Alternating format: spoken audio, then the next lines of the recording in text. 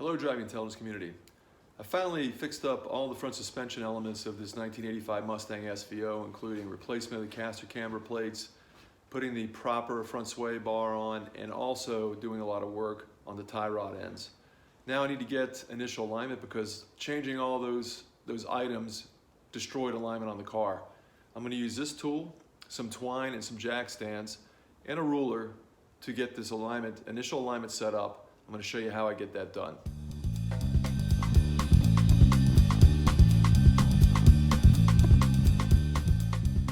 Before I get started with this video, I just want to let you know that only about 10% of you are subscribers to my videos.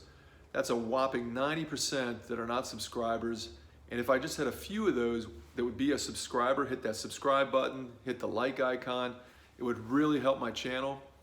Us developers really need the likes and the subscribes in order for us to improve our channel and to get our videos out to more people. So please take a moment, hit that subscribe button and hit that like. I really appreciate it. Now on to the alignment. My initial setup was to get the car off of its front wheels and to load the suspension on 2x4s, as you can see here. So I'm fully loaded. The front of the car is a little lower than it should be, which affects caster but doesn't affect camber or toe. But you'll see where caster is difficult to measure anyway, and I'll have to get to the alignment shop for that. But this makes sure that the vehicle suspension is loaded up for some of the adjustments that I can make. I've got to get 3 measurements as close as possible before I take it to the alignment shop for a final dial-in. That's toe in, caster, and camber.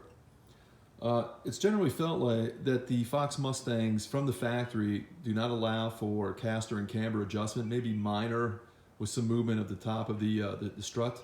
But I put caster camber plates on that allows me to have movement in this direction and this direction. This being camber, this being caster. So the first thing I did was adjust camber. Using the tool that I showed you at the beginning, I start off with camber adjustment. This has a magnetic face on it and it allows me to attach it to the rotor. And I need to dial this in about 1 degree. This is actually the easiest measurement for me to dial into place. Once the tool is installed, all I have to do is loosen these 3 bolts, the big ones, and I can adjust the camber by moving this caster camber plate laterally from side to side of the car until I get it dialed in, which is about 1 degree. And you can see here that I've got it set up at about 1 degree. The most difficult adjustment for the home mechanic is caster. I don't have any way of measuring caster because I don't have a proper tool for that. That's where the alignment shop comes in, but what I had to do was loosen up these bolts, and I had to push the top of the strut all the way back as far as I could because I wanted as much positive caster as possible. This will give me an on-center road feeling when I'm driving. It brings the steering wheel back to center. The second easiest adjustment is setting toe, and this is where you need twine and jack stands.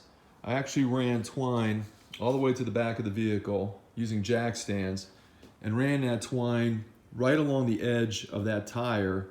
Made sure this is all straight, so I'm aligning the front wheel to the rear wheel. And then I measured from the flat surface of the rotor, front and back, and I wanted to get 1/16 of an inch adjustment. So negative toe means I've got to push the front of this rotor in about 1/16 of an inch. And that's what I did. I loosened up the tie rod ends. I adjusted this in until I had 1/16 of an inch closer dimension side to side on the front of the rotor versus the back of the rotor. The problem with me measuring toe that way is that I don't have the wheel on, and it's probably better to measure toe from the outside surfaces of the wheel.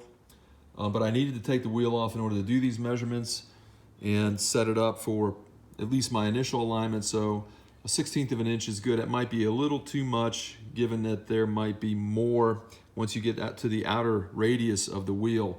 It might be in further because if I get 1/16 of an inch in here, it might be more like 1/8 of an inch on the outside. But that should be good enough until I get to the alignment shop.